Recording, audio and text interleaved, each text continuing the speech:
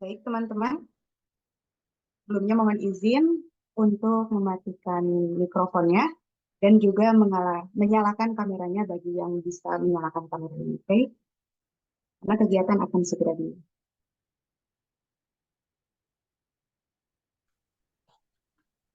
Assalamualaikum warahmatullahi wabarakatuh. Waladzi arsala rasulahu bil huda wa dinil haq liyuzhirahu 'ala dini kulli wa kafa billahi syahida. Disyukur kita panjatkan kehadiran Allah Subhanahu wa taala di mana hari ini kita bisa bertemu lagi di kelas Ramadan Koroba hari ketiga dalam keadaan sehat dan juga berbahagia. Tak lupa juga, salawat serta salam selalu kita panjatkan kepada junjungan Nabi besar kita, Muhammad Sallallahu Alaihi Wasallam. Halo teman-teman, saya Mujahidah Solihatunisa, boleh dipanggil Muja. Sebelumnya, saya harapkan teman-teman dalam keadaan sehat dan berbahagia dan tetap semangat untuk berpuasa di hari ini. Sudah pada siap ya? Oke, anggap saja sudah pada siap walaupun teman-teman menjawabnya di dalam hati. Oke, nah di kelas Ramadan hari ini kita akan membahas tentang isu yang cukup menarik nih teman-teman. Karena kita akan membahas tentang psikologi anak muda dan keluarga di bulan Ramadan. Nah, tidak bisa kita pungkiri lagi ya, teman-teman, bahwasanya isu psikologi ini sedang trending nih di berbagai platform online maupun media sosial. Apalagi dengan hadirnya media sosial seperti Instagram, TikTok, YouTube, ataupun sebagainya, itu menjadi salah satu faktor pendukung diangkatnya isu psikologis. Nah, apalagi generasi hari ini sangat melek dan juga akrab nih tentang isu-isu psikologis. Nah, di bulan Ramadan kali ini, tentunya itu akan sangat berpengaruh nih dalam kondisi psikologi seseorang. Tidak mengherankan juga nih, saat orang berpuasa, ada yang semakin semangat untuk beribadah, tapi tidak dipungkiri juga ada yang malas-malasan dan juga tidak produktif. Nah, jadi apa iya kalau berpuasa bisa mempengaruhi kondisi psikologis, terkhususnya psikologis anak muda dan keluarga? Oke, untuk membahas pembahasan kali ini, kita akan ngobrol bareng nih bersama seorang kandidat psikolog, yaitu Teh Amalia Fatiah Zulfa SPSI sebagai seorang mahasiswa magister profesi psikolog pendidikan di Universitas Indonesia. Nah, beliau ini juga berpengalaman dalam fasilitating, interview, factoring, dan juga item writing, penelitian, dan juga sebagainya. Oke, supaya kita tidak semakin penasaran ya, kita akan sapa hangat dulu nih kepada Teh Amel. Apakah sudah ada di tempat? Halo, Teh Amel. Halo, Oke, aman ya Teh Amel? ya suara saya terdengar dengan jelas ya? Aman sekali, insya Allah Hmm, terdengar ya. Oke, oke, gimana nih Teh Amel kabarnya hari ini? Alhamdulillah udah pada sahur ini semua. Udah, subuhnya juga udah lewat. Iya, oke oke. Oke, Udah pada sholat Alhamdulillah. subuh ya berarti. Sudah dong, aman, aman. Harus pada sholat subuh dulu ya.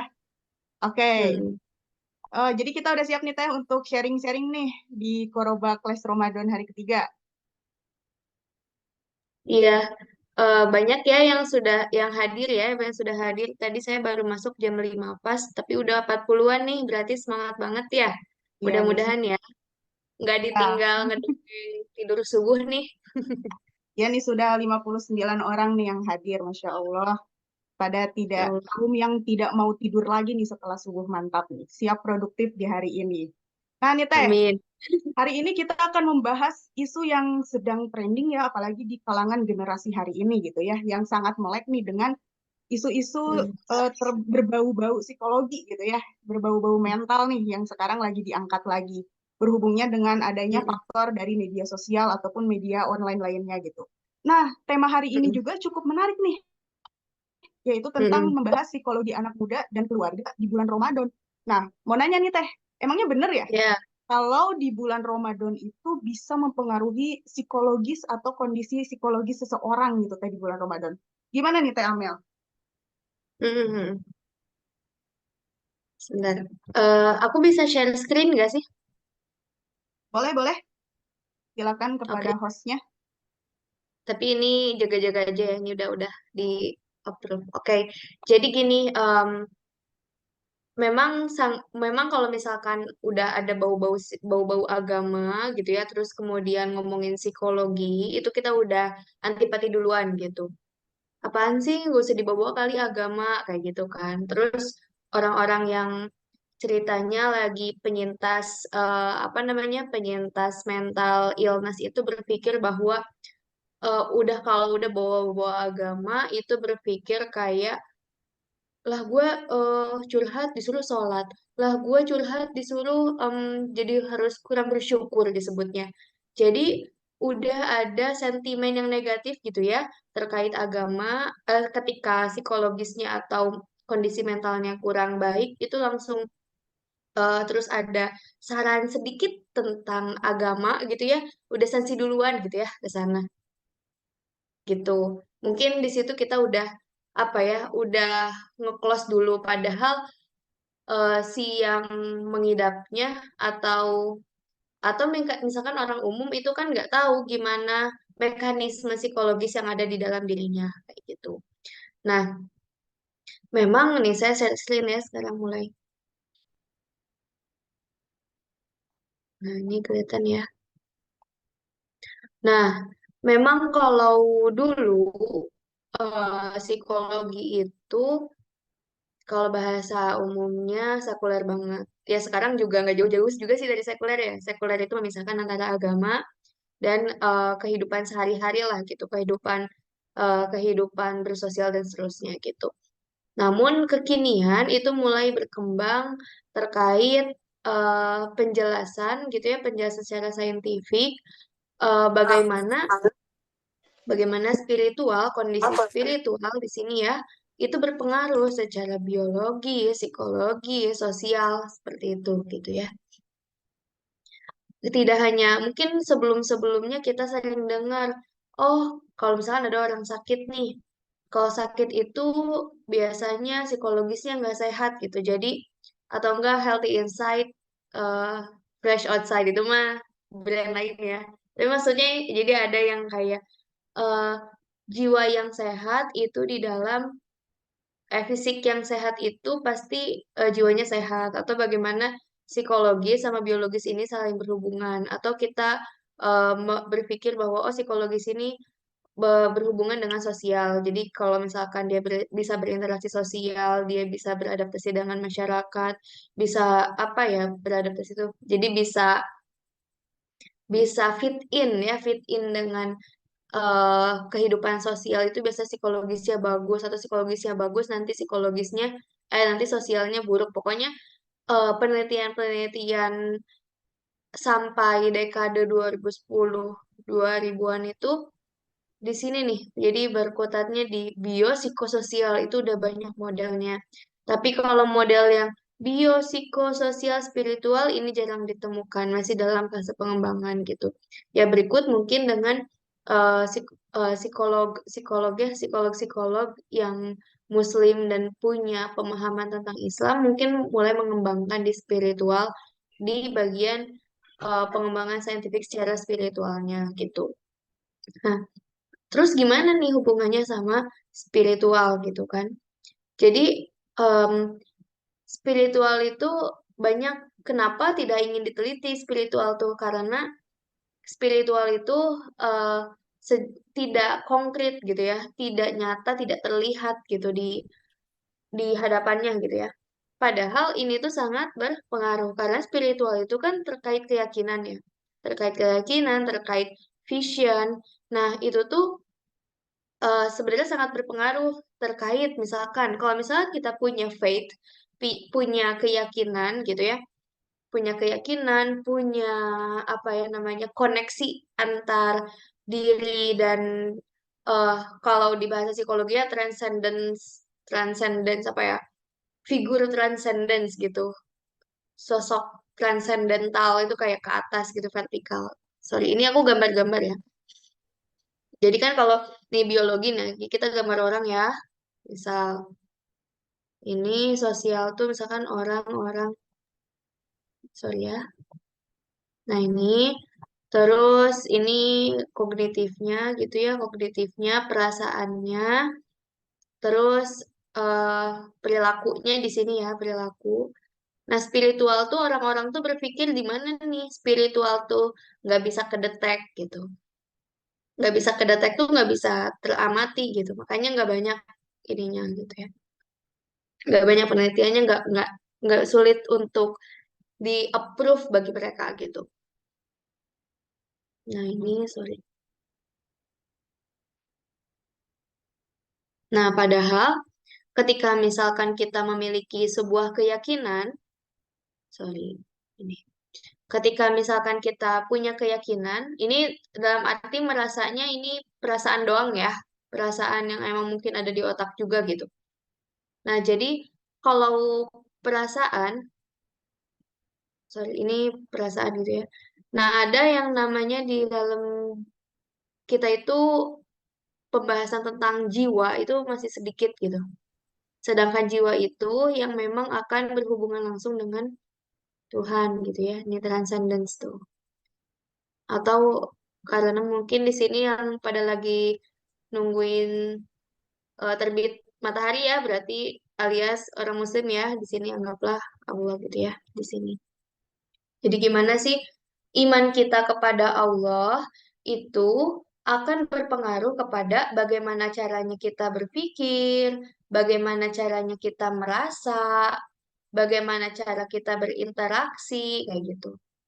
Jadi hubungan hablum minallah itu memang akan termanifestasikan dari hablum minal hablum minanas gitu ya. Hablum minanas terkait orang lain ke sini secara community, secara komunitas, sosial gitu ya.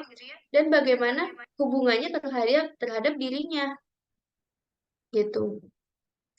Nah, kalau misalkan kita punya keyakinan nih, kita itu adalah tamu Allah di bulan Ramadan ini. Nah, kalau udah punya keyakinan itu gitu ya, udah punya iman gitu di sininya, nanti akan termanifestasikan, misalkan kita tahu bahwa kita itu adalah, ini yakin ya, ini udah nyampe yakin, yakin bahwa bulan puasa itu adalah, bulan Ramadan itu adalah bulan kita sebagai tamu gitu. Berarti cara berpikir kita, bagaimana, langsung otomatis gitu, bagaimana menyiapkan eh, perilaku-perilaku kita gitu ya untuk bisa sesuai dengan apa yang Allah inginkan gitu kan. Bagaimana cara kita merasa itu sesuai dengan apa yang Allah inginkan gitu ya, termasuk kan bagaimana apa yang kita lakukan itu akan apa namanya, kelakukan pada orang lain gitu ya, akan sesuai dengan apa yang Allah inginkan. Misalnya apa yang kita pikir dulu, misalkan tidak boleh, misalkan tidak boleh itu berburuk sangka, misalkan berburuk sangka pada diri sendiri, berburuk sangka pada orang lain, berburuk sangka pada Allah, itu nggak boleh.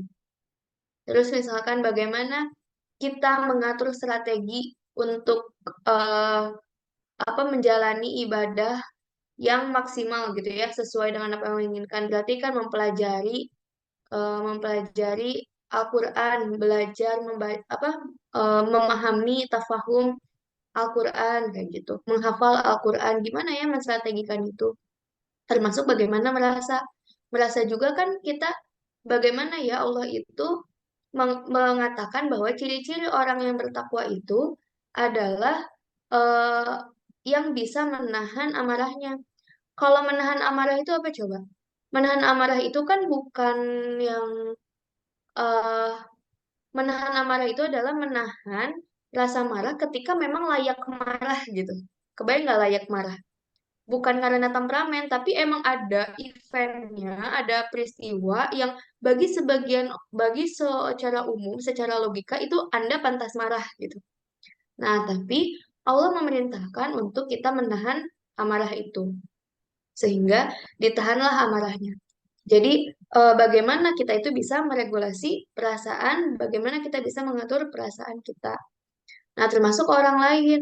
Bagaimana ya Allah itu menginginkan eh eh, apa ya, berarti orang-orang yang bertakwa itu kan kalau misalkan saum itu kan untuk ini agak menjawab pertanyaan selanjutnya mungkin ya, Muj.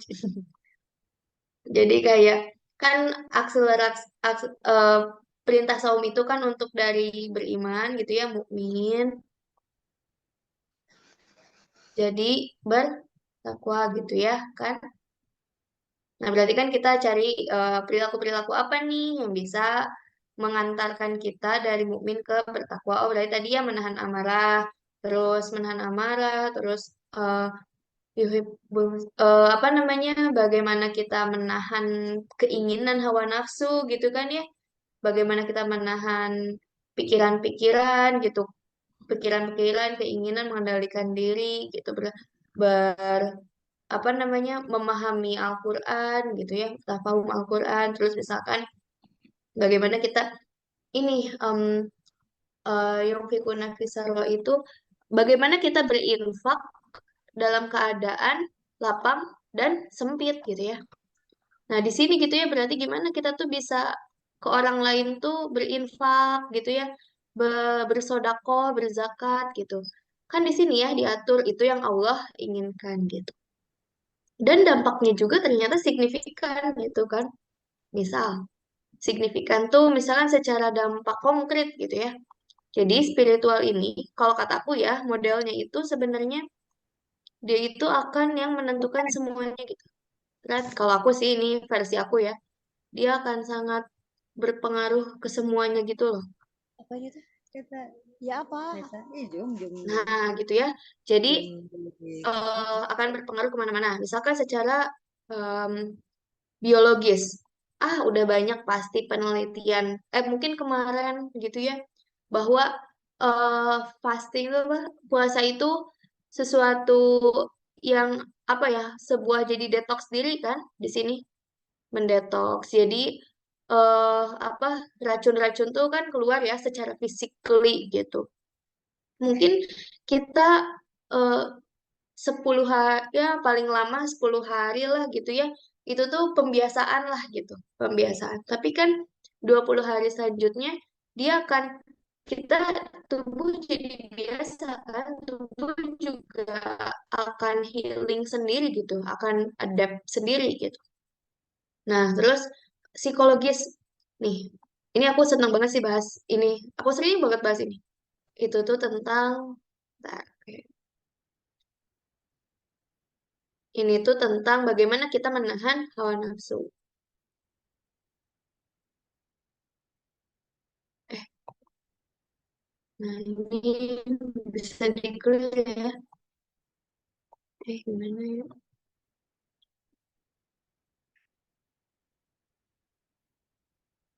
Nah, ini gimana sih, Muj?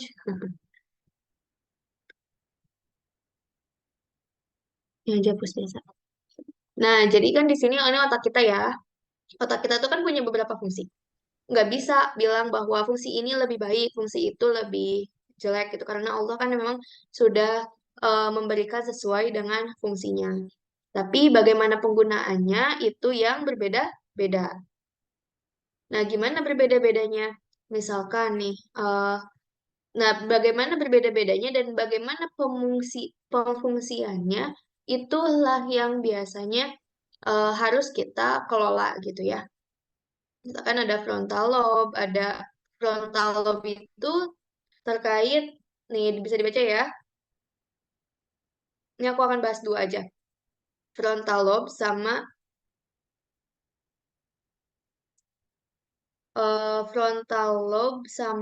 kalau nggak salah di mana ya?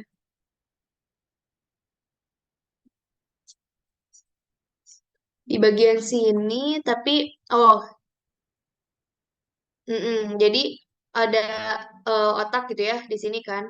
Frontal lobe ini tuh bagian yang memecahkan masalah, apa, terkait bagaimana pengelolaan emosi, bagaimana membuat rencana, alasan, argumentasi, berpikir logika, terus speaking, bagaimana dia berbicara, kemudian aktivitas motor, aktivitas perilaku kita yang sadar dilakukan.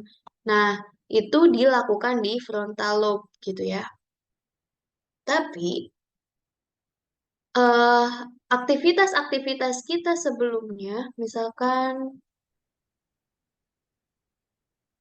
mana ya?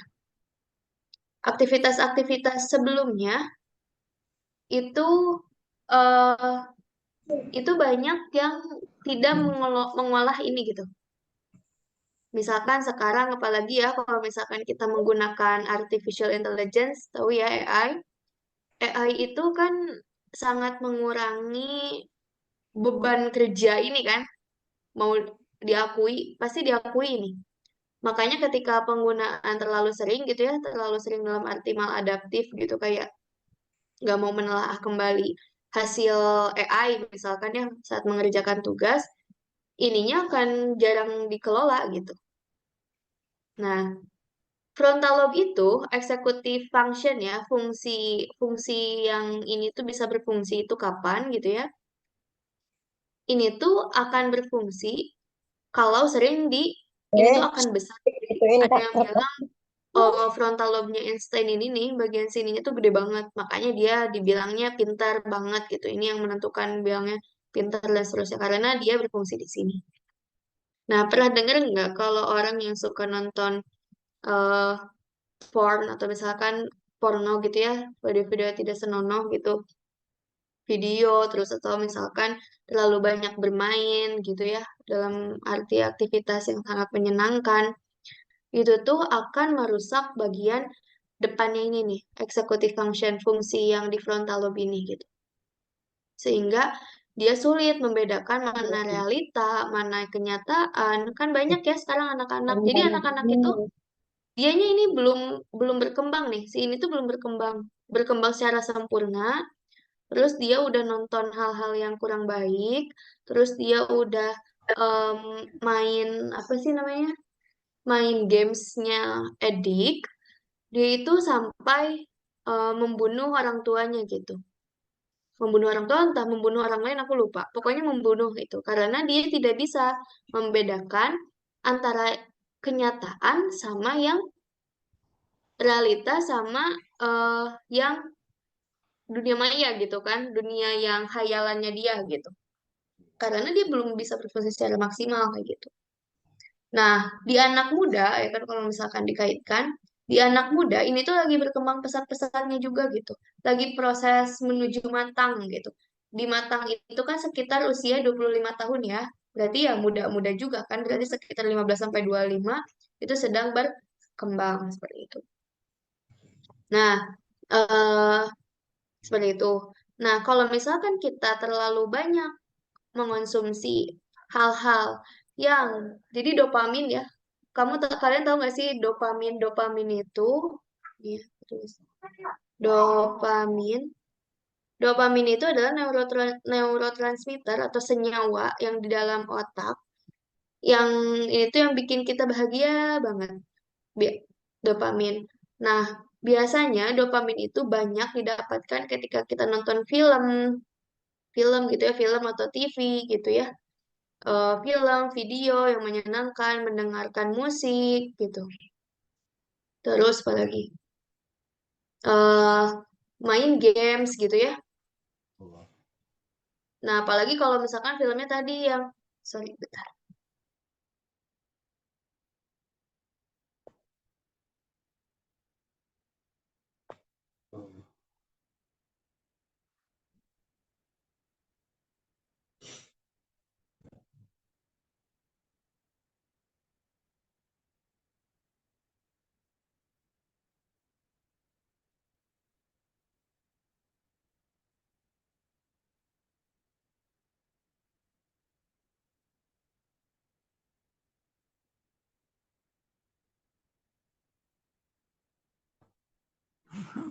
Maaf teh, mic-nya di on. Oh ya, sorry, sorry. Ya, jadi kan kita mungkin sering nih nonton ya. Jadi ini high dopamin nih. Jadi tinggi banget bakal ngasih dopaminnya ngasih film, musik, games kayak gitu. Atau misalkan lagi ya. Ya itu banyak banget dopaminnya cepat gitu ngasihnya. Oh, sosial media, medsosan kayak gitu ya.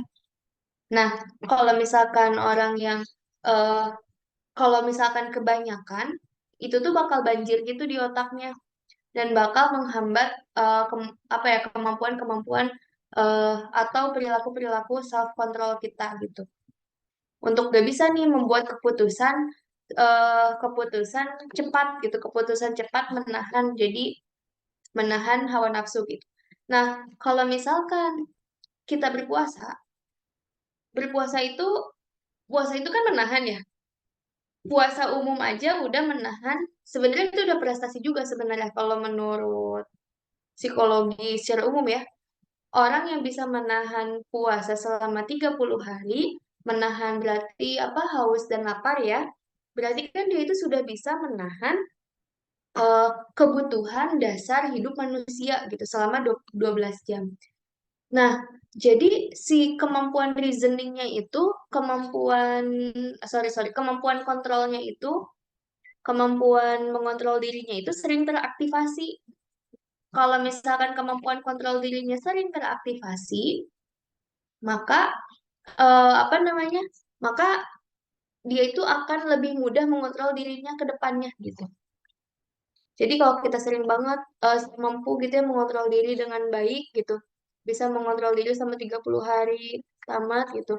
Itu tuh ke depannya bakal bagus gitu. Makanya banyak penelitian ada orang yang dari kecilnya gitu ya bisa mengontrol diri, itu tuh ke depannya luar biasa gitu. Makanya kalau bisa ya kalau bisa gitu ya ajarkan saja anak dari waktu sedari kecil gitu berpuasa.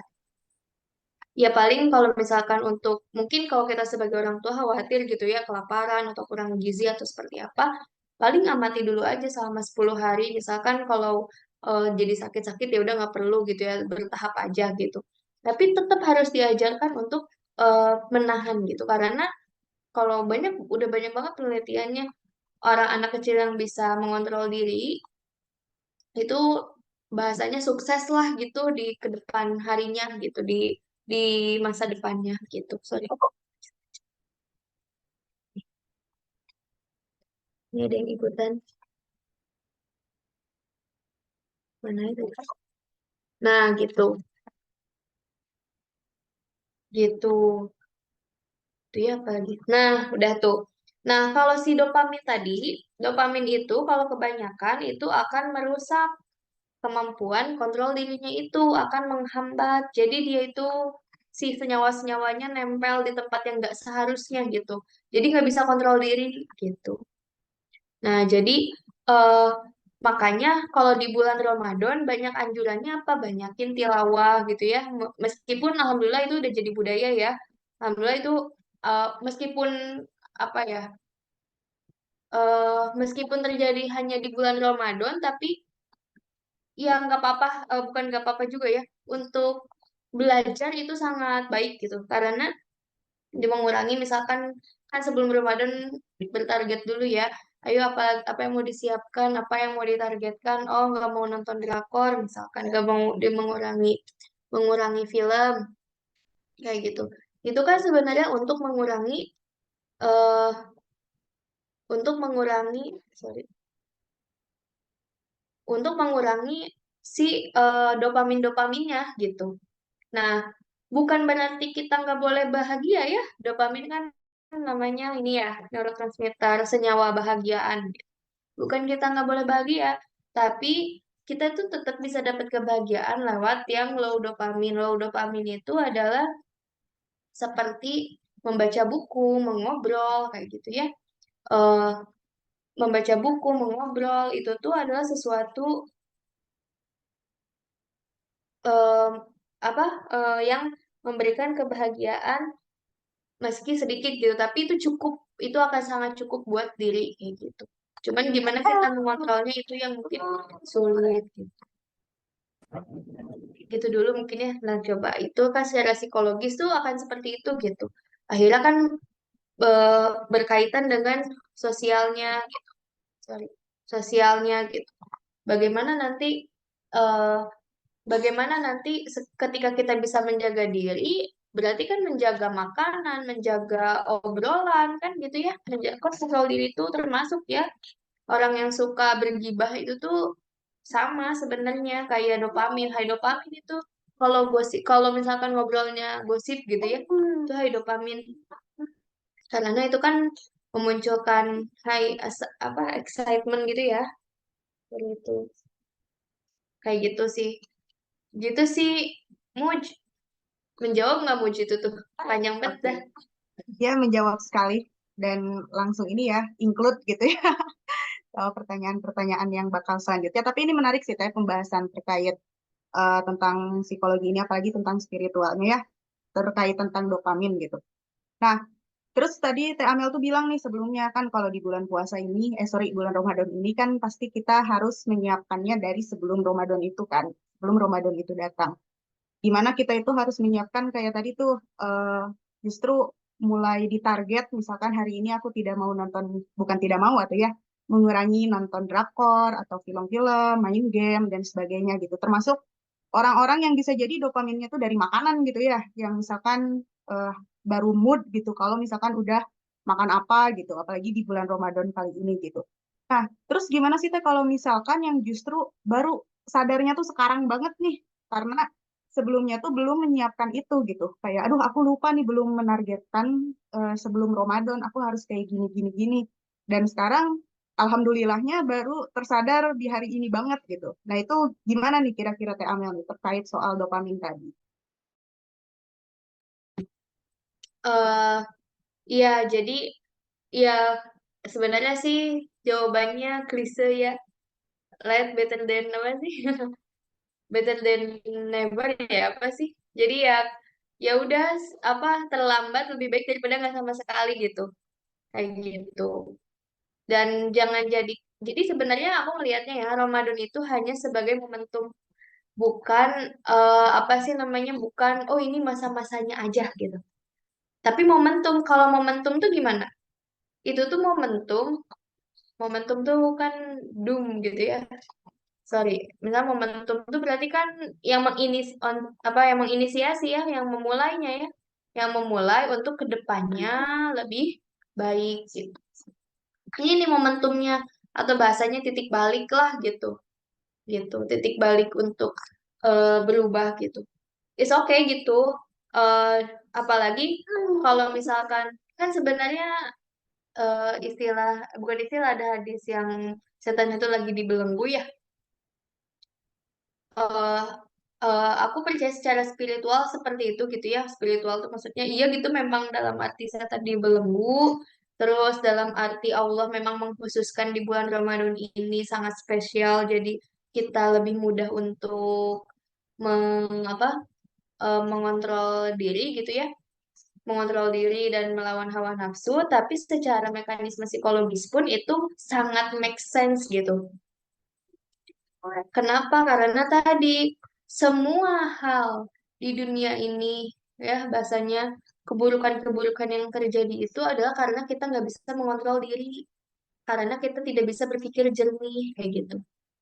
Kayak gitu. Jadi maksudnya adalah ini momentum dan mudah-mudahan menjadi momen latihan, momen untuk terus berlatih ke depannya gitu. Makanya bagusnya memang harus dapet, kalau apa sih SDGs tuh, sustain, sustain apa berkelanjutan gitu.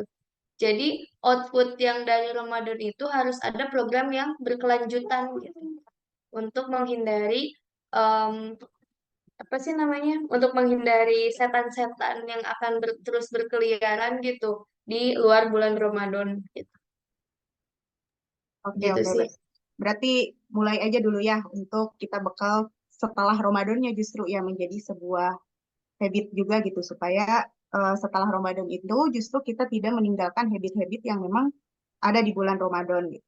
Nah, terkait tentang kondisi psikologi seseorang nih Teh, karena kan pasti kondisi psikologi seseorang ini bisa kalau misalkan dilihat dari kuadran itu ya, berarti bagaimana beriringan gitu, mau itu antara biologikal, psikologis, sosial, spiritual dan sebagainya gitu. Dan kadang justru faktor dari spiritualnya sendiri gitu yang hilang atau bahkan tadi tuh contohnya kayak disuruh apa orang-orang tuh lagi butuh masalah, sorry, lagi ada masalah.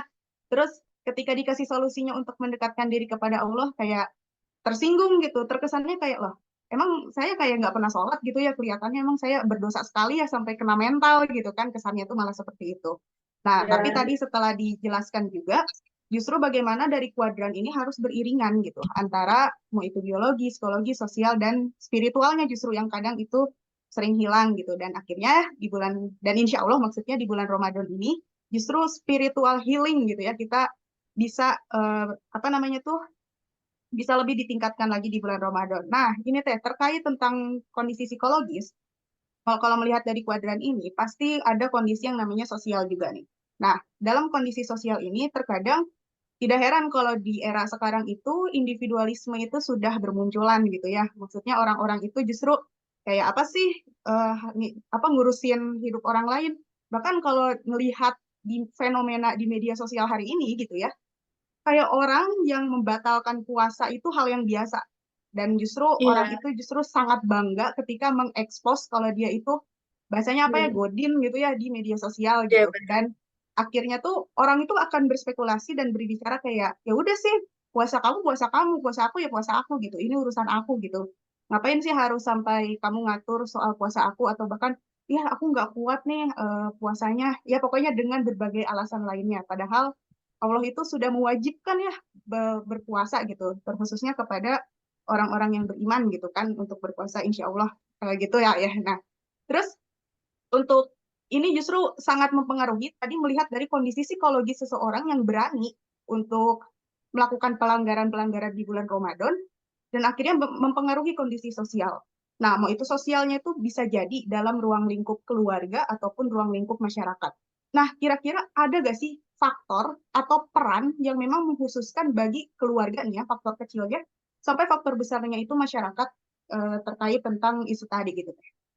Gimana nih Teh? oke. Makasih ya pertanyaannya. Memang, emang apa ya namanya? Memang tidak bisa dipungkiri ya. Nih misalkan di sini. Bentar. Nah, kelihatan ya. Ini tuh, ini tuh teori Kojo bahasanya. Teori Kojonya orang psikologi gitu. Ini namanya Bronfenner ya, aku usah tahu lah. Maksudnya boleh tahu tapi kayak boleh ditelaah lagi. Tapi intinya si Bronfenner ini, wait, eh ini gimana ya? Ngeliat. Nah, nah, si Bronfenbrenner itu ngasih tahu bahwa tadi yang benar kata Muja ya, individu itu akan dipengaruhi oleh bagaimana mikrosistemnya gitu. Nah, si mikrosistem ini terdiri dari family ya, keluarga, school, sekolah gitu ya, teman-temannya, terus tetangga-tetangganya, mau nggak mau, church itu maksudnya kayak komunitas pengajiannya gitu, terus health service tuh kayak pelayanan pelayanan kesehatan di sekitarnya gitu. Nah tadi tren-tren Godin itu dipengaruhi oleh ini nih kronosistem. Jadi di mana waktu itu nanti kan berarti waktu itu semakin ke sini makin berubah ya. Dulu mungkin kayak kagak ada kalau dulu mah malu banget buka puasa apa ya mau diem-diem mau terang-terangan itu pasti malu kayak gitu. Nah, waktu berkembang terus kemudian media massa gitu ya tadi ya sosial media itu berpengaruh gitu yang akhirnya mempengaruhi juga nih sebenarnya mempengaruhi keluarga itu sendiri kan nantinya mempengaruhi bagaimana si pribadi-pribadi atau orang tua di situ gitu. Nah, jadi intinya eh maksudnya ini aku ngejelasin ini bahwa dalam melihat sebuah fenomena, dalam melihat psikologi seseorang itu nggak bisa banget ngelihat dari dirinya sendiri gitu ya. Tapi bagaimana tadi keluarga kondisi kondisi nih kondisi media massa gitu, sosial media, kemudian bagaimana nih negara juga ya sangat berpengaruh makrosistem nih, apalagi nih attitudes and ideologies of the culture itu sangat berpengaruh ini. Ini berpengaruh makanya harus ini gitu ya harus melihat secara utuh gitu kondisi-kondisinya. Nah, tapi kan pertanyaannya memang ya satu-satu lah ya kita bahas gitu ya. Nah, salah satu yang mungkin faktor paling pentingnya adalah bagaimana keluarga nih berperan gitu kan ke individu ini. Gitu. Nah, Nah, ini apaan nih? Kepenting apa ya, ini mah bahasa jurnal banget. Tapi ini aku singkat aja ya. Ini tuh sebenarnya pingin harusnya mah bikin diagram sendiri ya aku ya. Tapi ya udahlah, biar lebih saintifik. Bisa dipertanggungjawabkan. Nah, jadi ini kan kalau hubungan nih ya, hubungan aku gambar-gambar lagi. Ini kan anak gitu ya, anak remaja. Anak remaja ini unik nih. Anggaplah anak muda itu remaja dan awal dewasa gitu ya. Awal dewasa tuh kayak sekitar usia mahasiswa. Terus ini ada orang tua. Mana nih orang tua gitu ya. Nah, itu kan bagaimana hubungannya gitu ya. Bagaimana mereka mensupport gitu. eh wait. Bagaimana mereka mensupport gitu kan ke sini ya, ke anaknya gitu. Nah, anak tuh kan berkembang ya. Beda cara mendidiknya, cara supportnya, cara mendidiknya ibu-ibu orang tua, ibu bapak, waktu dia masih bocil gitu kan ya, waktu bocil, waktu masih kecil gitu, sama pas udah remaja. Nah, dukungan orang tua itu kalau misalkan pakai, nah apa ya namanya, pakai tipe gitu ya, pakai tipe yang sangat stereotip, meskipun nanti ujungnya juga orang tua kan punya cara didik yang unik ya, cara didiknya masing-masing, itu kebagi menjadi dua gitu ya. Ada yang namanya parental autonomy support, autonomi, ada yang controlling. Ini mah dia variabel lain, ini abaikan aja ya, ini abaikan aja ya. Nah, tapi ini terkait itu ya. Oh, boleh sih. Boleh pakai ini juga. Nah, ini kan penelitiannya adalah tentang kejujuran ya. Godin itu kan terkait kejujuran ya, sebenarnya ya enggak? Godin itu tapi ya memang ya, ini lagi happening happening kayak bangga harus divideoin lagi. Itu udah krisis moral banget sebenarnya, kayak kagak ada malu. Maksudnya kalau terlepas dari apa ya, religius gitu ya, terkait terlepas dari keimanan itu kan secara moral umum udah jauh banget gitu kan, tentang honesty kan sebenarnya, tentang kejujuran gitu. Nah, balik lagi ke parental ini ya. Nah, jadi memang autonomi itu bagaimana orang tua itu memberikan dukungan ke anak dengan apa namanya, memberikan sebenarnya kebebasan ya, kebebasan dalam tanda kutip nih ya. Ini khawatirnya jadi malah bebas, mengabaikan gitu ya. Atau ada yang controlling gitu. Kalau otonomi itu berarti dia itu akan berpikir ke anaknya bahwa anak tuh udah dewasa, udah besar, mampu memilih gitu ya. Mampu memilih, mampu apalagi punya berharga gitu ya. Jadi memang dewasa. Kalau dewasa sama dewasa, orang dewasa sama orang dewasa ngobrol kan jadinya diskusi ya, bukan nyuruh gitu tah. Nah gitu. Jadi kalau misalkan kita punya parental autonomy support ini mendukung anak secara mandiri gitu ya, itu tuh meskipun lebih menantang gitu ya, sama-sama menantang sih. Nah itu tapi jadi lebih bagus gitu. Jadi lebih anak tuh punya keinginan dari diri sendiri untuk memilih jalan, memilih pilihannya dan lebih happy gitu. Tapi kalau controlling itu dia tuh memaksa gitu. Kalau controlling kepada anak kecil dengan cara kontrol yang baik ya, itu ya masih bagus lah gitu. Masih bisa diterima lah gitu. Tapi ingat ya, controllingnya itu dalam arti apa ya namanya? Bukan yang pakai abuse apa kekerasan seperti itu. Tapi controlling yang dalam arti misalkan mau nggak kalau habis beres puasa nanti dikasih ini deh kayak gitu. Jadi ada sedikit eh bukan manipulasi ya, apa ya? Bukan ngebohongin juga ya, sejenis itulah. Tapi dia masih bisa diterima sama anak gitu.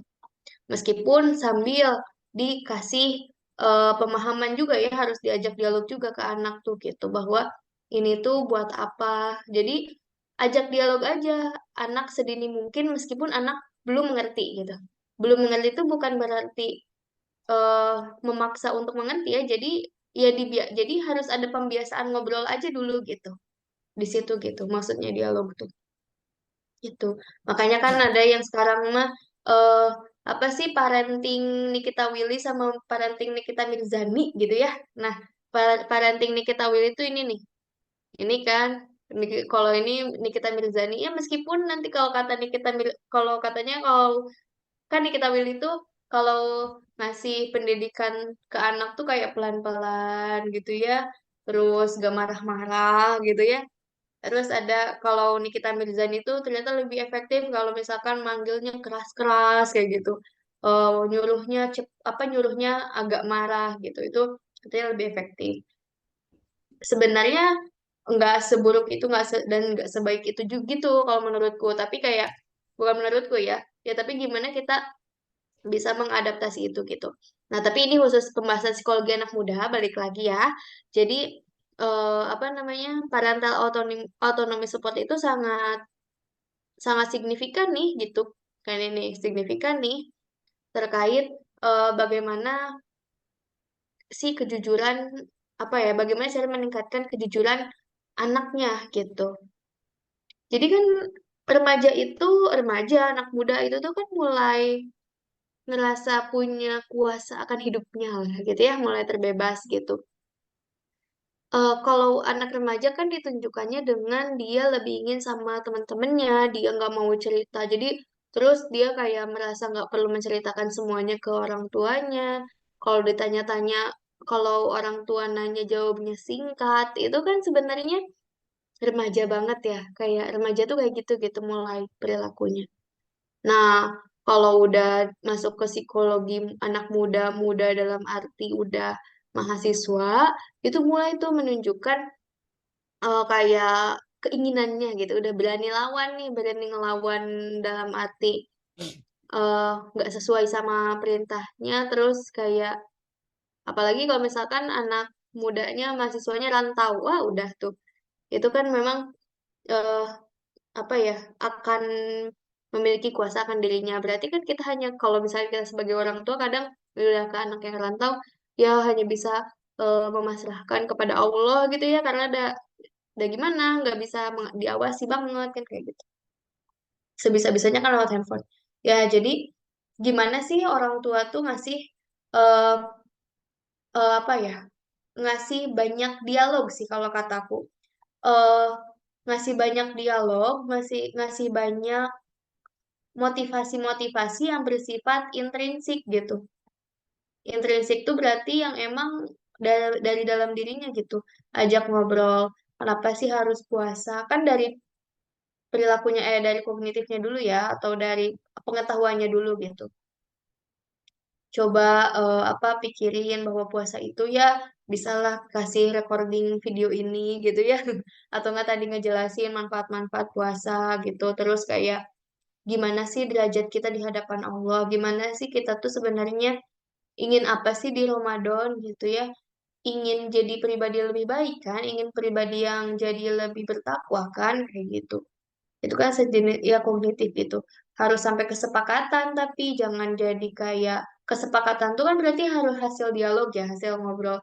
Soalnya kalau misalkan kayak cuman ngasih tahu doang itu jadi kayak ceramah. Nah, remaja, anak muda, apalagi mahasiswa yang merasa sudah bisa mencari semuanya di Google dan AI, itu tuh kayak I know gitu. Pasti kayak gitu. Tapi makanya lebih ke sepakat nggak sih kamu tuh terkait eh, manfaat atau bukan manfaat ya, terkait tujuan berpuasa kamu tuh gitu. Sepakat nggak gitu? Kalau ceramah tuh kan pedagogik ya, namanya ceramah tuh pedagogik. Pedagogik tuh kayak ngajarin ke anak kecil gitu. Sedangkan kalau misalkan ke ini kan pembelajarannya harus dewasa, andragogik gitu, alias dialog. Jadi ini aku menekankan ke dialognya itu ya. Nah, terus gimana sih secara afektif itu dibangun gitu? Afektif tuh kayak perasaan-perasaan kan, jadi dia punya sikap yang positif terhadap puasa itu sendiri. bisa jadi dengan pensuasanaan gitu. Karena apa coba? Eh, Masya Allahnya ya, coba. Kan kalau sekarang tuh ada program ini ya, kalau nggak salah ya, di Kemdikbud, nggak tahu Kemensos, nggak tahu Kemenkes, nggak tahu apa gitu ya, itu tuh eh ada namanya program makan di meja tengah. Jadi harus, aku nggak tahu itu hanya istilah atau memang sebenarnya gitu ya. Jadi makan bersama itu adalah sesuatu hal yang penting. Zaman sekarang coba gimana? Pasti makannya sendiri-sendiri orang tua kamu. Bukan pasti sih, pasti sebagian besar makan sendiri-sendiri. Atau kan bawa makanannya ke kamar, makan sambil main HP gitu nggak sih? Gitu nggak? Ini takut aku doang gitu. Atau sambil ya Benar kalau kok, benar. orang yang orang sibuk banget mah sambil ngerjain tugas gitu ya, kan gitu. Tapi hanya di sahur dan berbuka gitu kan. Itu tuh jadi bareng makannya gitu. Jadi pensuasanaan kehangatan itu tuh dibangun gitu di sini tuh gitu. Gimana menyiapkan, makanya kan banyak sunah-sunahnya. Sunah misalkan menyegerakan berbuka puasa, berarti kan menyegerakan berbuka puasa tuh sok makan di jam segitu cepet gitu kan. Maksudnya tuh barengan gitu kan maksudnya teh ya. Terus sok sholat dulu, maghrib dulu berjamaah gitu kan. Jadi di pensuasanaan itu gitu. Terus apa lagi? Apalagi tadi sahur disunahkan untuk diakhirkan gitu kan, biar apa, kalau secara biologis kalau aku sih secara berpikir kan berarti ya si bukan pencernaan apa sih, Eh, jadi si makanan tuh lebih lama gitu ya, lebih lama ada di dalam diri kita gitu. Tapi kan hikmahnya secara psikologis tuh kebersamaan untuk sholat berjamaah subuh, ya enggak? Aku sih berpikirnya seperti itu ya. Jadi gimana sih pensuasanaan? Kalau aku sih itu kayak pendapat pribadi banget ya. Jadi kalau eh apa sih namanya? Kalau sholat subuh berjamaah tuh, iya pahalanya udah 27 derajat, itu sudah pasti. Tapi secara hikmah psikologis tuh kan membangun kehangatan rumah gitu. Gitu. Jadi kalau misalnya kita menjalani sunnah Rasul, menjalani apa-apa yang Allah inginkan tadi ya, kalau kita udah benar, jadi kayak semuanya tuh mendukung gitu, biopsikososial spiritual tuh mendukung gitu untuk untuk well-being secara biopsikososial spiritual itu gitu. Gitu Bagaimana pensuasanaan gitu. Itu tuh wajib banget gitu di situ gitu. Nah, Oh, terus baru Teh Amel, terus ngaji oh waktu satu ya, lagi ya. satu Maksudnya lagi. sebelum ini, tapi nggak apa-apa Hmm. itu karena satu lagi kan, jadi nggak apa-apa dilanjut dulu. Ya paling perilaku sih, tapi ini udah. Kalau perilaku kan bagaimana sebenarnya orang tua juga mencontohkan, terus bagaimana ini tuh ada program-program apa ya, yuk gitu. Jadi dari kognitif itu apa dari pengetahuan dan bagaimana dari perasaan kita atau kenyamanan pensuasanaan kita itu dilahirkan, eh, ada programnya gitu, ada program bersamanya gitu. Program bersamanya misalkan ingin apa gitu di bulan Ramadan tuh, ingin ya boleh dari pembiasaan ubudiyah, oh ingin membiasakan apa tilawah, ingin membiasakan apalagi tuh tilawah, terus infak ya, itu juga infak, terus apalagi banyak ya itu sholatnya mau seperti apa, tarawih kayak gitu gitu gitu kan. Jangan lupa bahwa tadi ya, ini tuh memang gimana sih intinya mah pensuasanaan, bagaimana program-program, bagaimana pengetahuan atau apa ya, pengetahuan atau keyakinan kita terkait keinginan menjadi pribadi yang bertakwa. Jadi kalau misalkan ini sedikit dulu ya. Jadi memang kan Allah mah gini ya, ini despite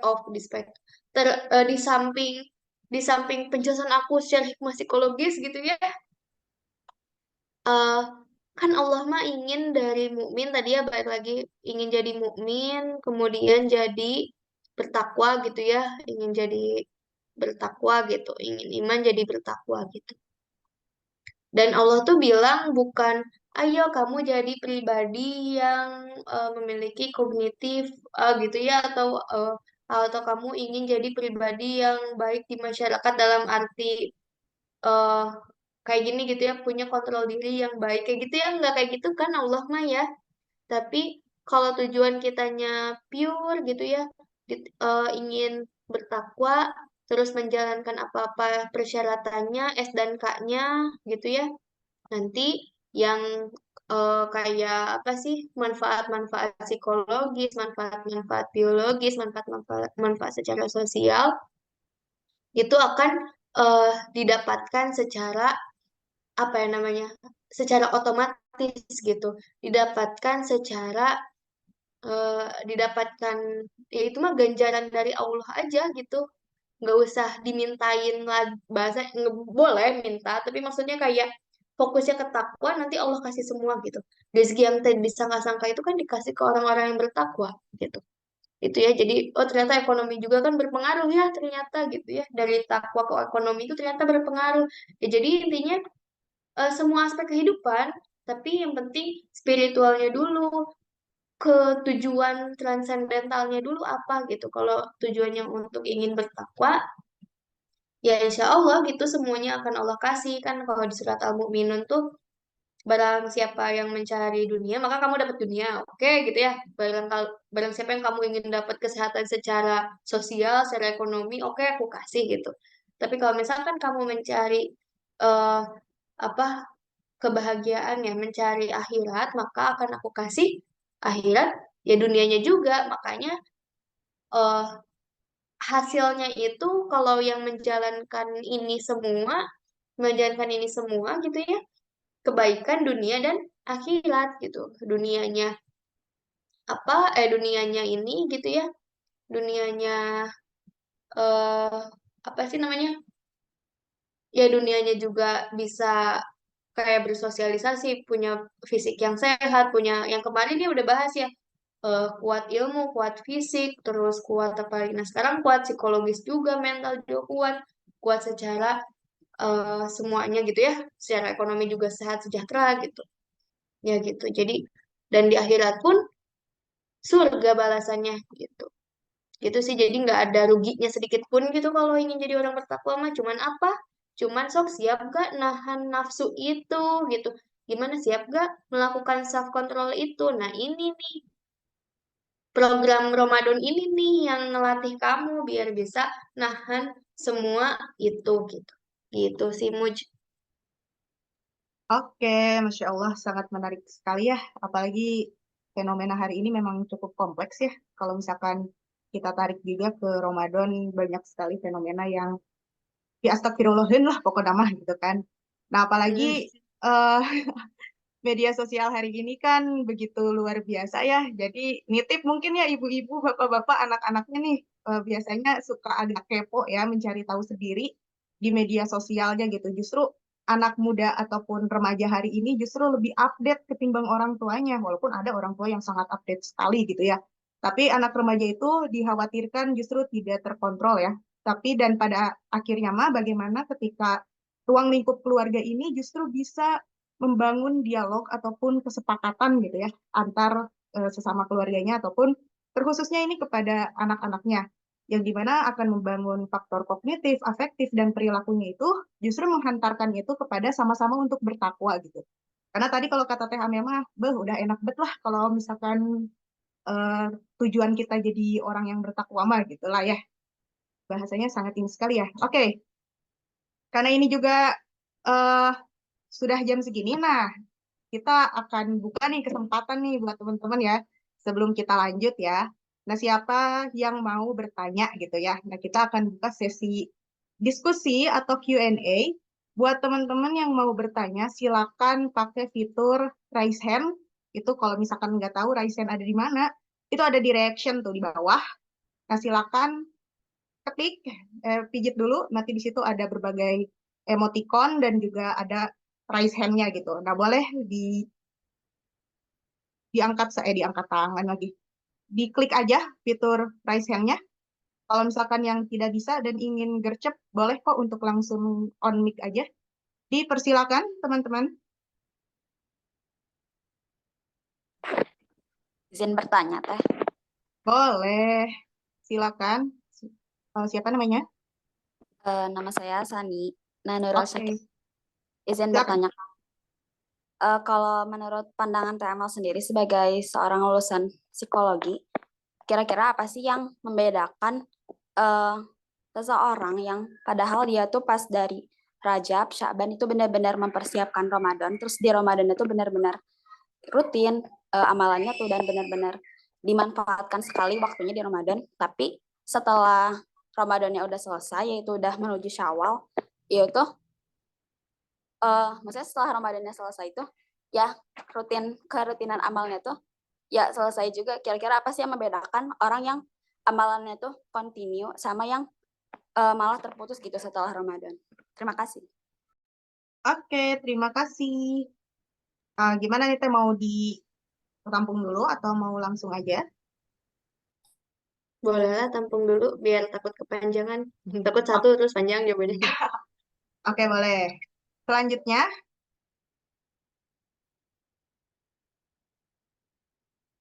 kalau yang malu-malu boleh diketik.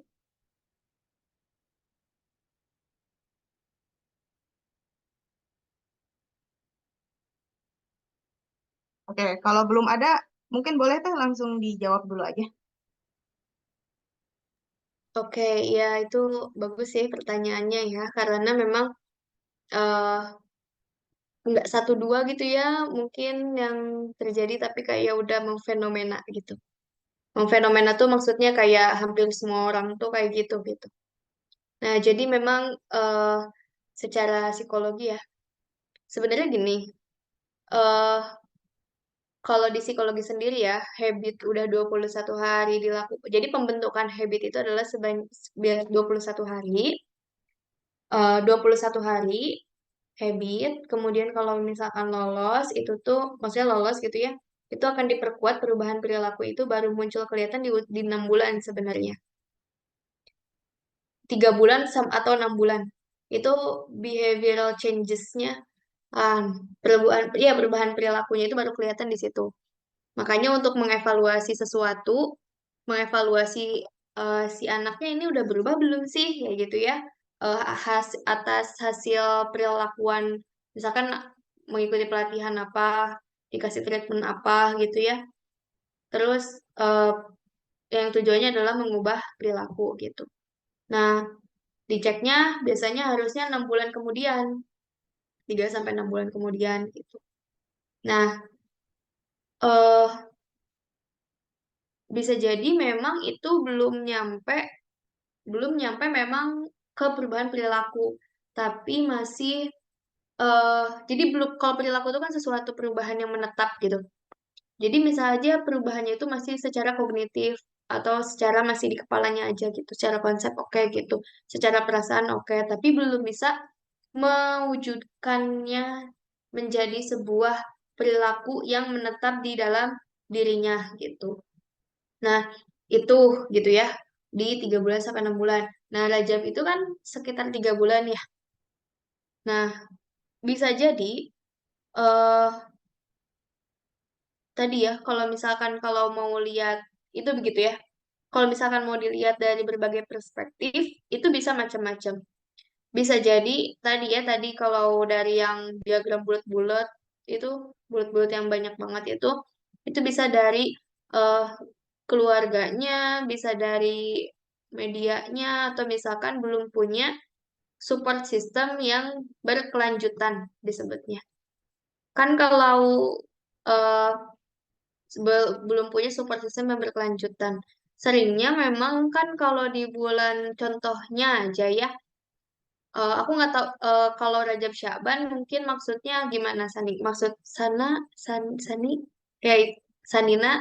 Jadi maksudnya mungkin Rajab Sya'ban Ramadan mungkin Sanina punya program ya, punya program tertentu atau punya support system yang berkelanjutan di 3 bulan itu. Tapi belum punya nih support system berkelanjutan atau program yang berkelanjutan di bulan Syawal. Habis Syawal apa? Syawal, Zulqa'dah dulu ya, langsung ya. Zulqa'dah, kemudian Zulhijjah gitu ya. Nah, jadi belum ada tuh si programnya. Antara belum ada programnya atau belum terhayati secara pemikiran, secara perasaan, kemudian secara perilakunya kayak gitu. Jadinya hilanglah semangat bertakwanya, semangat untuk tadi ya, semangat-semangat untuk beribadahnya di bulan Ramadan berhenti gitu. Kebayang nggak Sani? Insya Allah kebayang teh. Oke, jadi gimana ya kita bisa menghayati setiap bulan itu merupakan program-program dari Allah gitu, program-program yang udah Allah susun gitu. Karena setiap bulannya Allah kasih keutamaan ya. Nanti di Zulqa'dah ada, Syawal ada kan gitu ya. Karena eh, peristiwa Futuh Mekah misalkan banyak ya udah sudah Rasul Rasul contohkan gitu. Ya Zulhijjah apalagi nanti gitu ya. Dan seterusnya gitu. Oke. Oke, Gimana? terima kasih Teh Amel. Gimana Teh Sani? Aman? Aman teh. Oke, tuh berarti harus punya support system. Support system di sini beda artian ya. Maksudnya kita harus punya eh apa kalau fenomena support system hari ini mah nyebutnya teh agak lain ya gitu. Tapi di mana kita harus punya teman ataupun ruang keluarga juga yang memang itu bisa membantu kita untuk membentuk kebiasaan-kebiasaan yang memang yang biasanya dijalani selama Rajab, Sya'ban, Ramadan dan setelah Ramadan pun masih tetap terjalankan gitu. Oke, gimana ada lagi? Silakan raise hand. Nggak raise hand pun nggak apa-apa, langsung saja on mic. Saya mau teh. Silakan, dengan Teteh siapa? Saya Galuh. Oh iya, silakan Teh Galuh. Ya, sebentar. Nyontek dulu pertanyaan. Ya Teh Amel, jadi tadi ya yang saya tangkap dari penjelasannya bahwa yang saya tangkap gitu ya, bagaimana sih pengaplikasian terkait aspek bio, psikososial, dan spiritual atau saya menyebutnya aspek secara holistik gitu ya. Aspek secara holistik ya dalam pengaplikasian atau internalisasi perilaku kita gitu. Nah, dan kalau misalnya dari judul webinar sekarang dalam lingkup keluarga gitu ya, membahas si aspek holistik ini gitu. Nah, dari aspek keluarga, dari lingkup keluarga, lingkup pertama yang membangun si aspek holistik ini. Nah, tapi fenomena yang sekarang gitu ya, yang menurut saya, dan saya pun baru tahu gitu, aspek holistik ini bisa dibilang suatu teori yang baru gitu lah. Nah, ketika melihat fenomena sekarang, orang tuanya mungkinnya yang kebanyakan generasi baby boomers, tapi anaknya pada generasi Gen Z gitu, anak-anak milenial, yang dimana sikapnya itu apa ya sangat bukan bertentangan atau ya kayak beda banget gitu, dimana Gen Z ini memiliki awareness yang tinggi akan masalah psikologi mereka gitu ya, bahkan ekstrimnya mungkin sampai self diagnose nggak ada. Nah, tapi di sisi lain orang tua yang generasi baby boomers ini yang tidak terlalu memperhatikan aspek psikologis gitu, apalagi nyampe ke aspek holistik tadi gitu kan. Nah, bagaimana sih teh gitu pertanyaannya, bagaimana sih untuk menyelaraskan si kedua pandangan ini gitu ya, antara orang tua baby boomers gitu dan anaknya Gen Z, yang satu udah memiliki awareness terhadap salah satunya khususnya psikologi, dan yang satunya mungkin orang tua yang tidak terlalu memikirkan hal itu, menyelaraskan kedua pandangan itu gitu ya, untuk mencapai ya penyelarasan dalam pengaplikasian aspek holistik tadi di lingkup keluarga. Gitu sih teh. Terima kasih. Oke, mantap sekali Teh Galuh pertanyaannya, apalagi tentang perbedaan generasi nih ya antara orang tua dan anaknya gitu. Nah itu gimana tuh Teh Amel nih? Menarik sekali nih. Aku konfirmasi dulu ya pertanyaannya, berarti gimana eh, cara gitu ya, cara orang tua yang memang berbeda generasi gitu ya dengan anaknya, gitu bukan? Iya teh, sebetulnya Gimana? usaha di Sorry, sini. sorry. Iya, Kurang iya jelas. betul. Ininya apa? Oh iya, Suaranya ada keputus oh, dikit-dikit. Heeh. iya. Jadi kan tadi maksudnya kayak perbedaan generasi, perbedaan, bentar, kecil ya suaranya atau gimana? Nah, perbedaan generasi antara orang tua mungkin yang jatuhnya generasi baby boomers gitu kan dengan anak yang generasi Gen Z, gimana sih anaknya lebih sangat memperhatikan awareness terhadap masalah psikologi mereka gitu kan, ekstrimnya bahkan sampai self diagnose gitu ya kalau ngeliat di medsos mah. Nah, tapi di sisi lain orang tua yang mungkin masih belum terlalu memperhatikan aspek tersebut gitu kan untuk keluarganya khususnya untuk anak-anaknya. Nah, di bahasan kali ini Teh Amel menjelaskan bahwa aspek secara holistik biopsikososial spiritual itu sangat penting gitu kan diaplikasikan dalam membangun apa tadi Teh membangun perilaku kita gitu kan, khususnya perilaku diri gitu. Tapi kan bagaimana membangun dari lingkup kecil yaitu keluarga. Nah, bagaimana sih menyelaraskan gitu kan kedua pandangan orang tua yang baby boomers ini gitu ya, yang ya ini mah subjektif aja gitu menurut Galuh yang emang masih belum terlalu aware terhadap masalah holistik ini gitu kan, dengan anaknya yang sangat awareness terhadap aspek holistik itu gitu Teh. Oh iya, berarti bagaimana sih apa ya, memahamkan gitu ya, eh, Iya Teh. yang masih mau bagaimana caranya mau memahamkan orang tua yang memang belum terlalu aware sama keempat faktor yang mempengaruhi sebuah perilaku gitu ya. Itu kan kalau misalkan Gen Z, udahlah tahu gitu ya bahwa mental tuh berpengaruh loh terhadap perilaku gitu ya. Gal, kayak jadi Iya. kayak jadi memang itu kan namanya kayak tantangan setiap generasi. Jadi setiap generasi itu memang memiliki tantangannya masing-masing gitu. eh Ya mungkin sudah mulai ya psikoedukasi itu memang perlu dilakukan untuk setiap setiap orang gitu. Nah, yang nggak terkecuali diri kita, nggak terkecuali orang tua kita dan seterusnya. Makanya kan sebenarnya ada webinar ini kan sebenarnya untuk memahamkan kan ya, untuk memahamkan generasi bukan generasi orang tua yang belum paham gitu. Kan kalau dulu memang masih berpikirnya apa namanya apa ya, langsung gitu ya, bahwa kalau sosialnya seperti ini, perilakunya seperti ini, tidak ada faktor-faktor dalam dirinya kayak gitu. Tapi kan seiring berkembangnya zaman itu berpengaruh ya gitu. Maksudnya bukan berpengaruh, semakin aware bahwa tidak hanya itu loh yang membuat orang tuh berperilaku gitu.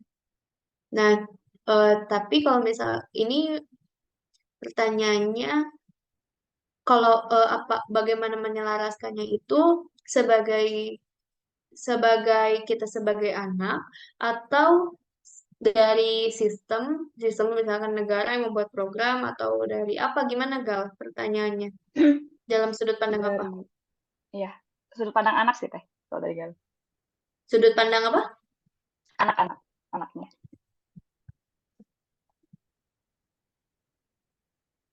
Anak Teh, masuk gak ya? Kenapa? Sudut Iya, pandang dari apa? sudut pandang anaknya. Dari anak. Dari anak. Nah, jadi Hmm. memang eh jadi gini, ada anak tuh kan sebentar ya.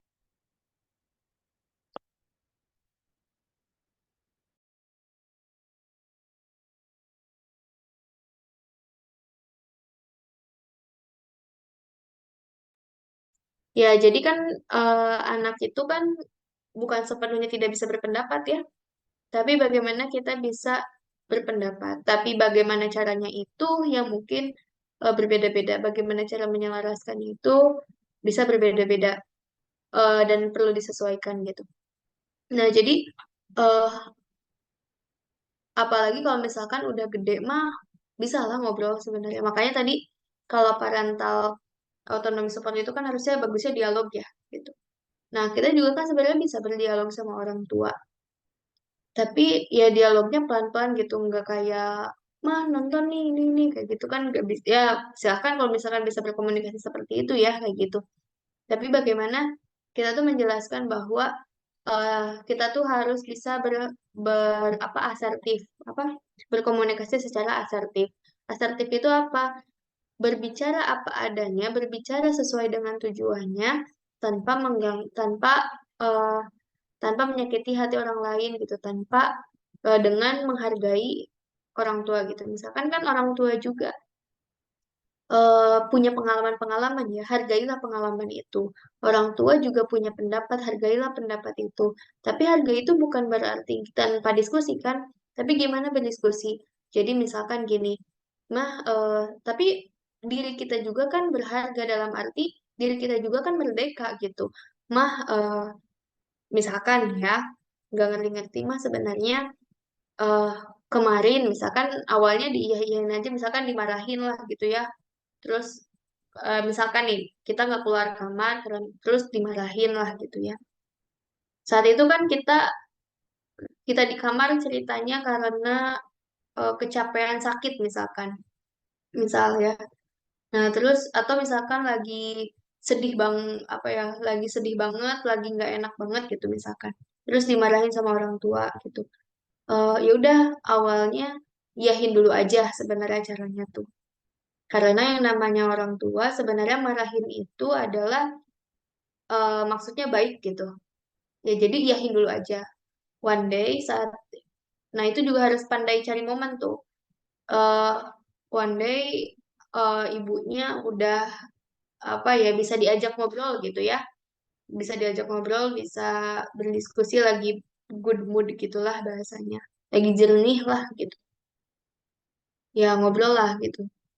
Ya mah kemarin jelasin aja. Ya mah kemarin aku ke kamar karena ada peristiwa lagi capek kenapa ada kejadian-kejadian ini.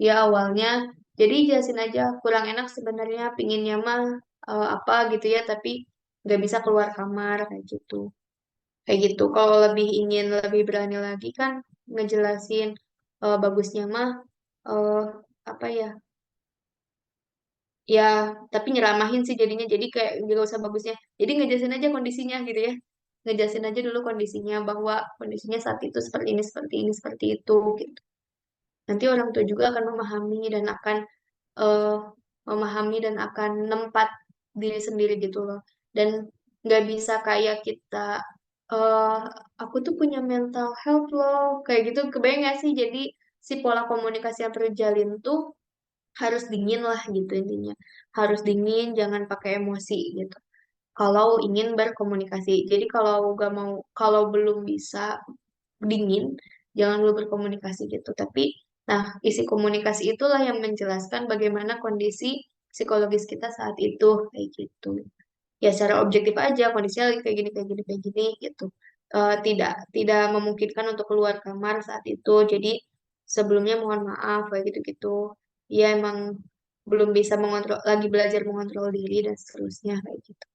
Jadi kitanya juga memposisikan, iya aku juga lagi belajar dan ingin terus belajar, tapi eh, orang tua juga mudah-mudahan bisa paham ya dengan kondisi ini, sehingga bisa perilaku yang memunculkan tidak tiba-tiba marah gitu. Tapi kan semua itu akan terjadi ketika trial and error gitu ya.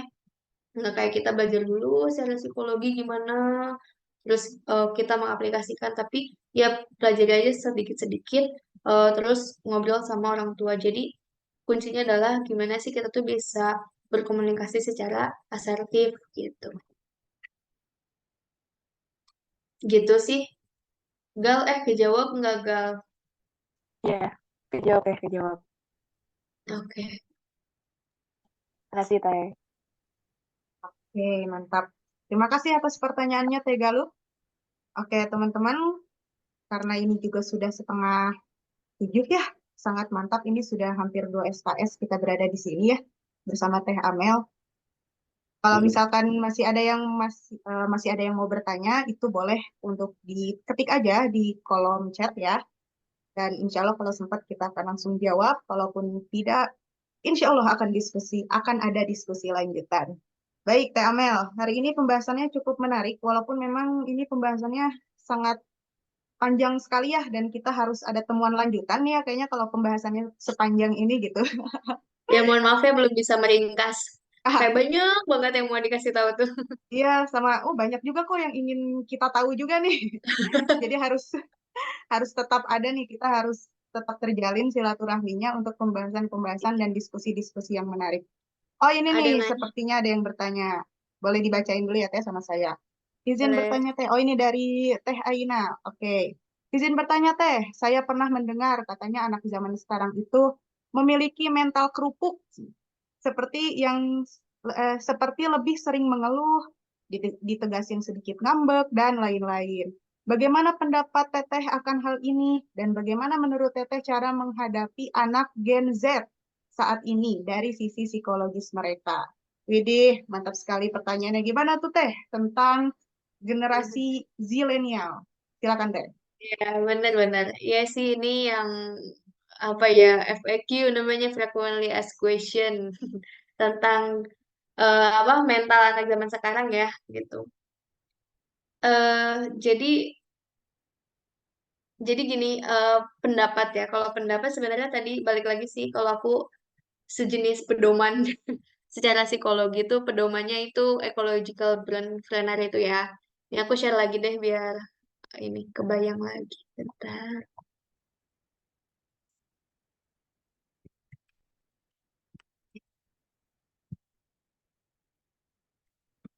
Nah, ini ya. Jadi memang generasi nih waktu ya. Jadi generasi itu berpengaruh misalkan eh tapi nggak bisa kita tuh menyamakan setiap generasi. Generasi itu punya keunikannya masing-masing, punya plus minusnya masing-masing. Nggak bisa generasi sebelumnya itu lebih baik daripada generasi sekarang kayak gitu. Akan selalu ada hambatan tantangannya, akan selalu ada godaan atau misalkan kayak musuh-musuhnya lah gitu ya. Setan-setannya tuh ya ada gitu setiap zaman tuh gitu. Itu prinsipnya gitu. Jadi bagaimana kita memandang itu dulu, punya prinsip itu dulu sehingga tidak berpikir kita superior lah dalam arti gitu. Tidak berpikir kita generasi yang lebih baik daripada dia. Karena kalau kita udah punya berpikiran seperti itu, eh apa ya? Kadang meskipun saya juga pribadi ada ya, kadang berpikir seperti itu gitu. Padahal mah sama aja angkatan aku juga, misalnya generasi aku juga buruk juga sama gitu, buruk dan baik juga gitu. Karena kalau udah berpikir seperti itu, kita itu akan mengurangi, akan apa ya, mendiskon gitu ya, eh apa ya, ya tidak mengurangi gitu ya, mengurangi potensi-potensi eh, yang bisa dikembangkan, potensi-potensi apa yang bisa diubah gitu. Itu dulu. Makanya berpikir bahwa setiap generasi sama aja, punya tantangan yang berbeda-beda. Nah, kebetulan misalkan kalau yang mental kerupuk itu, mungkin kelemahannya generasi Z itu di mental kerupuk itu, kerupuk melempem ya, kayaknya mah. Atau mental apa namanya? Kalau banyak yang nyebutnya strawberry generation ya. Ya, Jadi tahu juga tahu. tahu ada ya banyak lah tahu generation ya banyak pokoknya intinya yang mudah lumat, mudah hancur, lemah gitu ya kelihatannya itu. Karena memang kondisinya menimbulkan hal itu gitu gimana ya? Nih si faktor-faktor ini tuh membentuk itu. Jadi bukan karena si individu ini tuh ya betul individu itu memiliki hak gitu ya. Makanya meskipun seperti itu, eh, meskipun dunia seperti itu, kita juga tetap punya apa ya? Apa ya itu namanya jiwa tuh. Kita tuh punya pilihan untuk tetap eh, kuat gitu, tetap tidak mengeluh gitu. Tapi kan itu ketika sudah bisa memilih gitu. Tapi kalau misalkan kita pakai mode autopilot, mode gampang dipengaruhi, ya mikrosistemnya, mesosistemnya, yang ini yang akan sangat mempengaruhi diri. Makanya harus punya apa ya si generasi apa ini Z ya, generasi Z itu untuk punya apa ya pedoman, punya prinsip, punya pegangan yang kuat gitu untuk memang pengaruh zaman itu seperti itu. Misalkan kalau generasi baby boomer, kenapa disebutnya baby boomer? Baby boomer itu kan angkatan nenek-nenek kita ya. Coba nenek-nenek kita itu saudaranya 13. 13 tuh rata-rata ya. 13, 10 itu tuh kayak rata-rata tuh memang segituan lah anak-anak zaman saat itu. Karena saat itu beres perang nih secara social welfare nih, secara ininya saat itu memang baru beres perang. Berarti kan kalau perang mah yang namanya perang mah sedikit ya orang-orangnya ya. Pada banyak yang meninggal lah bahasanya. Terus kondisi damai ya pastilah ya hubungan suami istri itu akan lebih intens, lebih banyak di rumah dan seterusnya. Jadi punya banyak anak. Misalkan secara sebab akibatnya seperti itulah. Terus secara generasi X, misalkan generasi X itu orang tua kita, orang tuaku yang lebih tepatnya begitu ya, di usia yang lahirnya 70 sampai 80-an. Itu biasanya tahan, tahan, tangguh, tangguh gitu ya.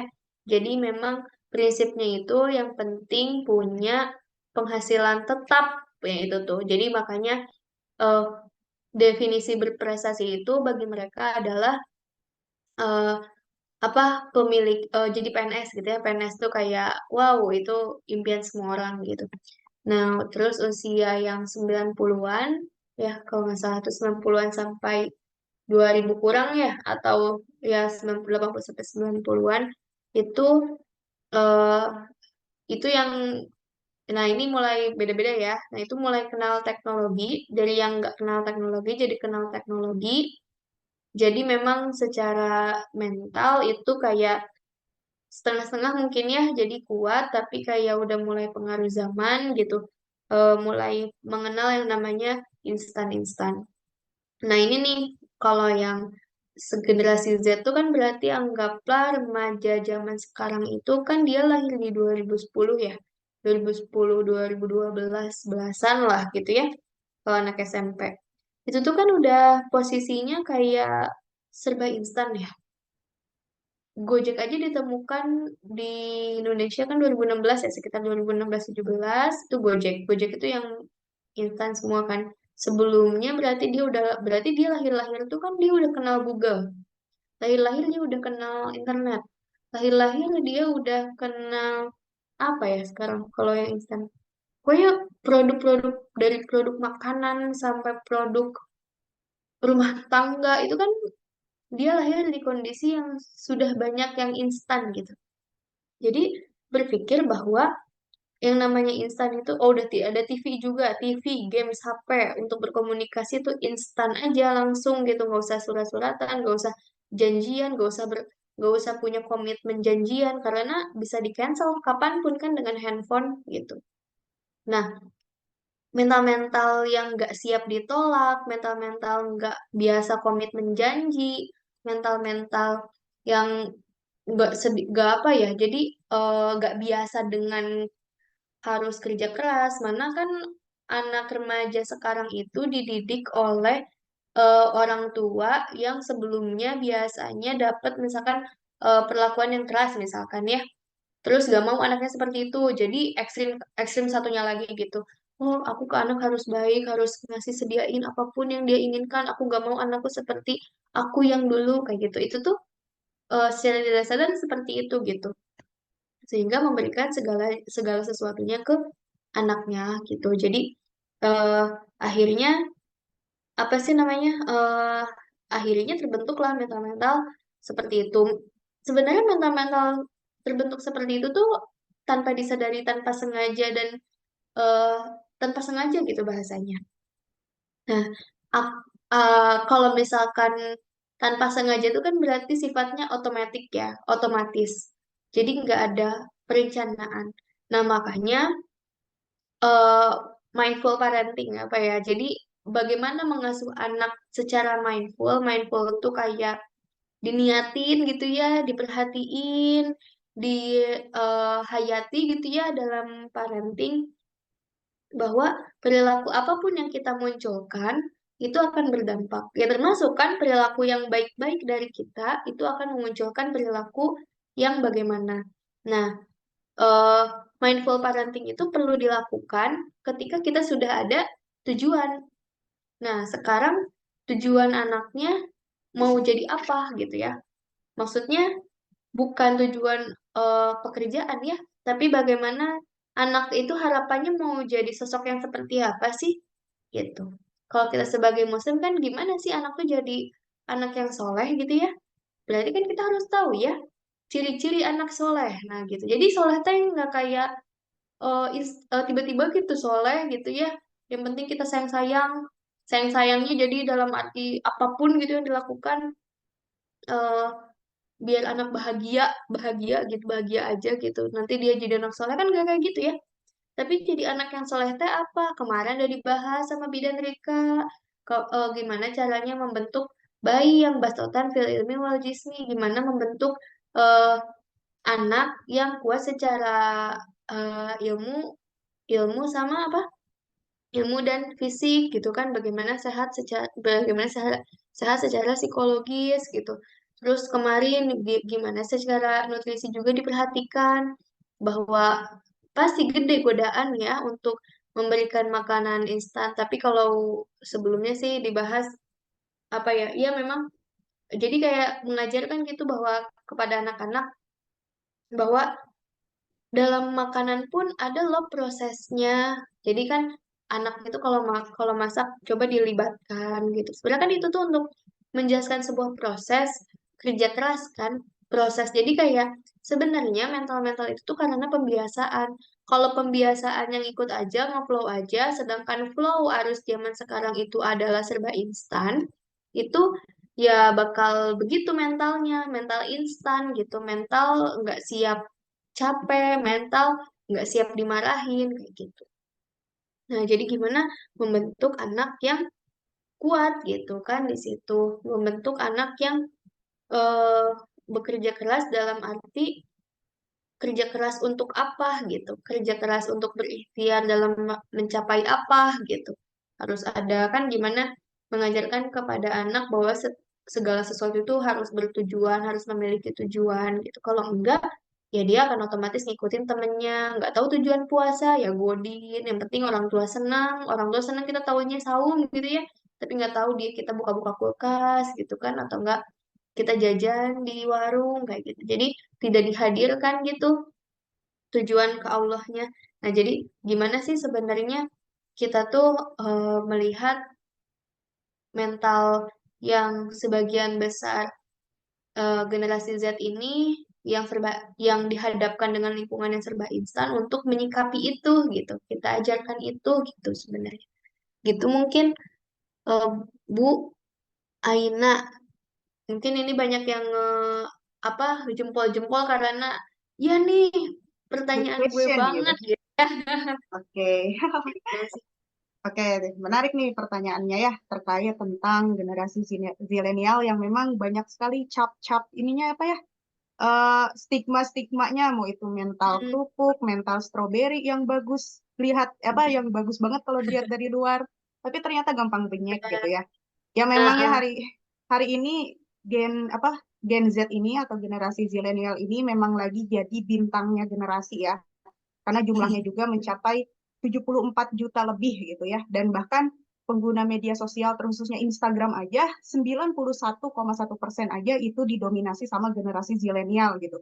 Nah, berarti memang hari ini generasi yang lagi jadi bintangnya gitu ya, bukan bintang dalam artian tadi gitu ya, siapa yang lebih bagus generasinya bukan, tapi yang memang lebih banyak aja jumlahnya gitu, yaitu adalah generasi zilenial. Walaupun memang benar, saya pun mengakui sebagai generasi zilenial gitu ya, tapi generasi zilenial sendiri punya kelebihan sendiri gitu, yaitu bagaimana bersifat kreatif dan juga inovatif gitu ya, dan mereka itu lebih fleksibel dan menciptakan sesuatu yang lebih ya tadi bisa jadi instan tadi itu justru tidak selamanya negatif, justru bisa jadi itu adalah sebuah apa ya yang sebuah inovasi yang sangat luar biasa gitu. Ya bayangkan saja kalau misalkan tidak ada kreasi-kreasi itu gitu. Bagaimana kondisi media sosial hari ini? Siapa tahu nanti nggak ada penggunanya gitu ya kalau misalkan bukan generasi zilenial. ya tadi setiap generasi itu punya tantangannya tersendiri gitu ya, mau itu yang pasca kemerdekaan atau bahkan sekarang di era modern hari ini gitu.